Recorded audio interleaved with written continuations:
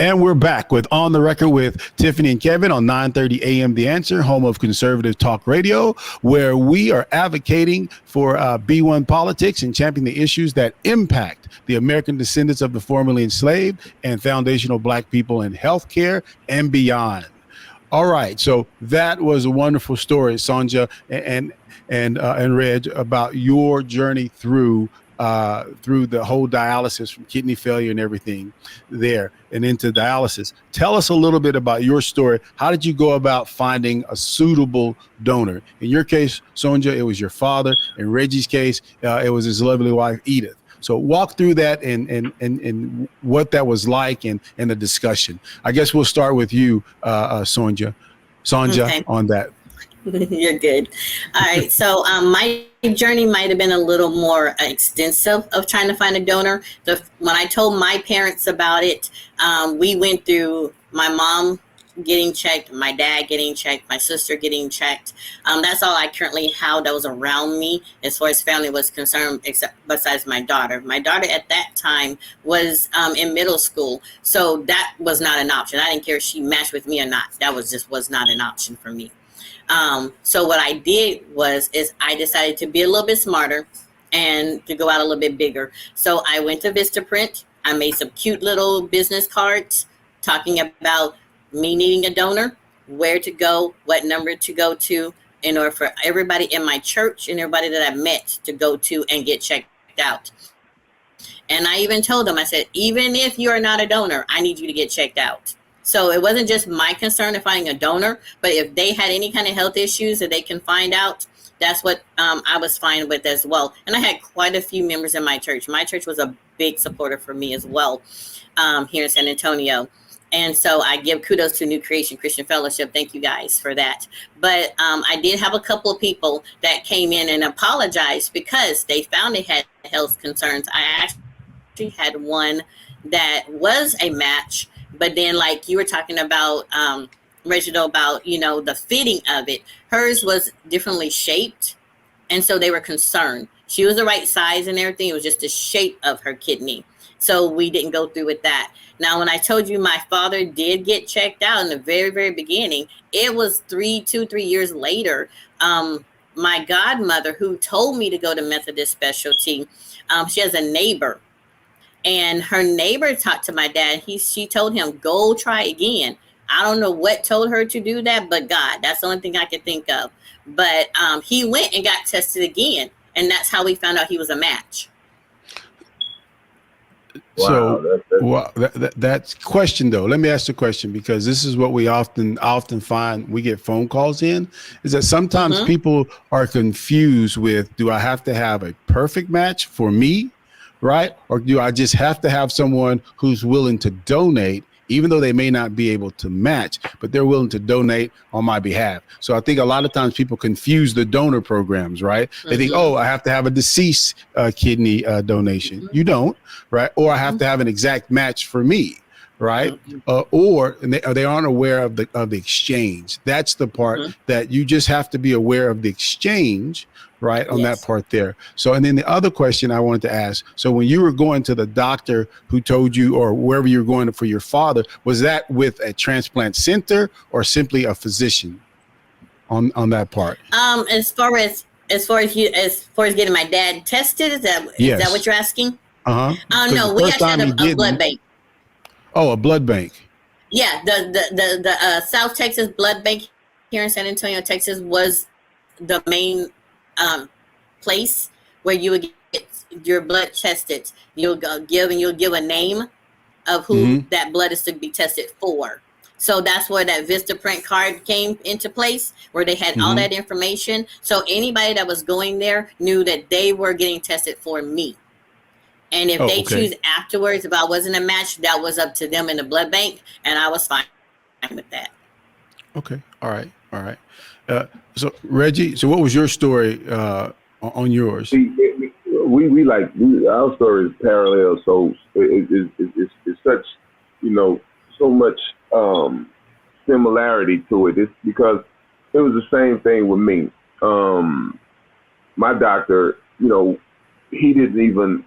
wasn't even a part of USC check.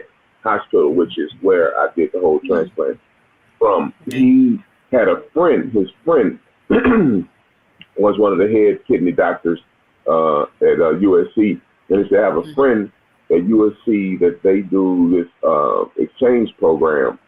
And they say, you have a friend, you have anybody at church. They say, well, you say you have anybody at church that's willing to donate. I said, well, I really don't go to church.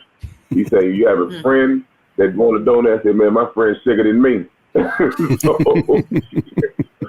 So in your situation, you didn't want to get your niece or daughter, but my son he wanted to donate, but he was young too, but he wasn't that young. He was an adult. But the doctor was saying, well, maybe down the line, if you need another kidney transplant, when you get old in age, maybe we could use the son. But, and so my wife, she's like, no, I do it. And so she decided, and I wasn't even thinking about my daughter because she was way too young.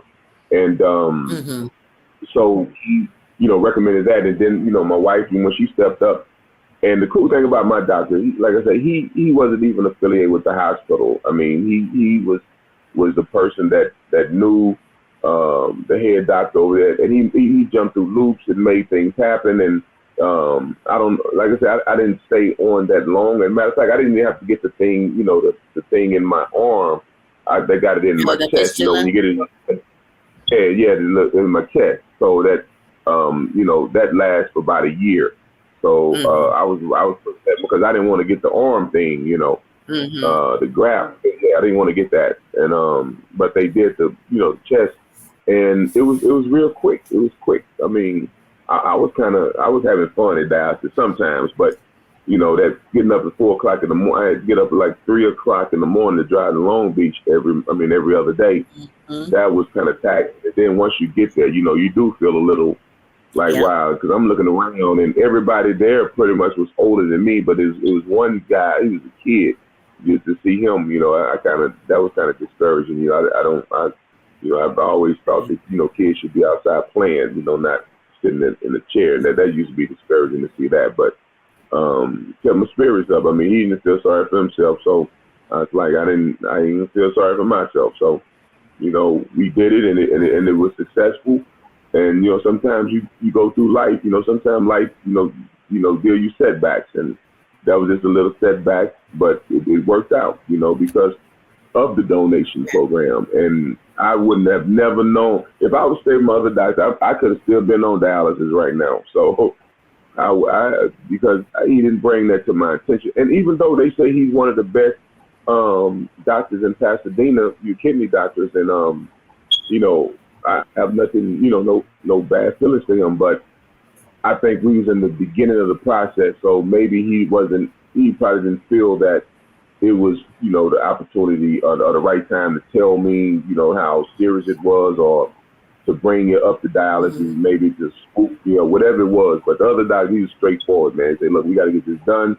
We got the program, and you fit the program, so let's make it happen. And, he kept me out. He kept me out for a long time. And then one day, I started swelling up. And he said, well, what, come in, let me check your creatinine. And it was like around 4 or 5 or something like that. And he said, we have to start it.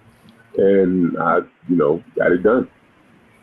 Yeah, so just navigating the system, right? That often is the part that I can just tell you as a patient advocate is really getting people consistent information so that they can make a fully informed decision. And my belief is always you should treat people the way you would treat your parent or any parent that you have or a loved one. I always think that should be, and I would always want to give my mother, my father, my relatives, my friends, all of their options and say, hey, here's the optimal option, right? And just walk them through that. And sometimes we don't get that. And sometimes, it depends on the day on the mood that I'm in. Sometimes it feels like a conspiracy, right? But sometimes it just simply isn't that, right? Sometimes people forget. Sometimes not all doctors are created equal, and so. But it's always to ask questions. Could I do more? And I always tell people, be specific. Like we'll run into people and they'll say, well, I don't qualify to get, they'll be on dialysis. I don't qualify to get a transplant. And I'm always like, well, what specifically disqualifies you? Which one of the metrics, right? Is it 2? Is it 3? However many metrics they give you, and what can you do to improve those metrics? Right. Or we run into people and they often will have issues around finding someone, right? And I'm saying, are you under the belief that it has to be a specific match or direct match? What is that? What does that look like for you? Right. And so to really dig down and ask specific questions. So kind of walk through that as you were navigating the system. Did it occur to you to ask specific questions, or you just really just kind of going with whatever the physician or the medical professional provided you? With me, I was just going through whatever I was told to do. Of course, I'm that type of person, I think, outside the box myself. So like my doctor didn't say, hey, go out to the church and ask, he just said, I think a live donor would be better for you. We're going to put you on the transplant list. And that's pretty much what he said after he did everything he can do. Right now, I'm on dialysis anyway. So he's now got me at home doing dialysis where I can do it whenever I want to. If I need an extra time, it's all set up in my home. I don't have to leave my home because just like Reginald saying, I was getting up at 3 or 4 o'clock in the morning, being there at 5 or 6 in the morning to do dialysis and being there for 3 to 4 hours a day. But navigating through that whole part was just me being me. I'm going to live life. And I didn't stop. I had a daughter to raise, and I was a teacher, and I ended up having to leave my job as a teacher, but it didn't stop me. I still was doing things for my daughter and running around and loving on my niece and picking them up and going to field trips with my niece and nephews. I was doing all of that. I didn't stop my life because I'm not living, regardless of what I had. I had lived with diabetes juvenile 1 since I was 5. So what else I'm going to do? Just continue. God got a hold of me, and that's what I always believed in. Like I said, my daughter was 1 pound 4 ounces. That was only God. She was my miracle baby, my one and only. So that's what I just went on. Yeah. And yeah, that's it. You have to keep living. But I have a question. Did you meet your donor, or did the donor write a letter to you or anything like that? Unfortunately, with the way this program was, I thought we were all going to come together at one point in time with the 16 recipients and the 17 donors. That didn't seem to happen. If it did, I didn't get the invitation, didn't see it. I'm just don't know what really happened. But no, I was unable to. But 2 years later, I did get a pancreas transplant, and I was able, and I got a letter from that family. I'm gonna tell you, I got a letter from my donor, and this is the strangest thing. I don't know if I told you this, Kevin, but this is the strangest thing. The person that wrote me the letter, the girl, she said she was a vegetarian all her life. Now I don't eat meat. I'm vegetarian now. I for some reason, I don't even crave meat. I don't know if that's part of the kidney or what it is. Because I was trying vegan back in the day. I was going on and off veganism and blah, blah, blah.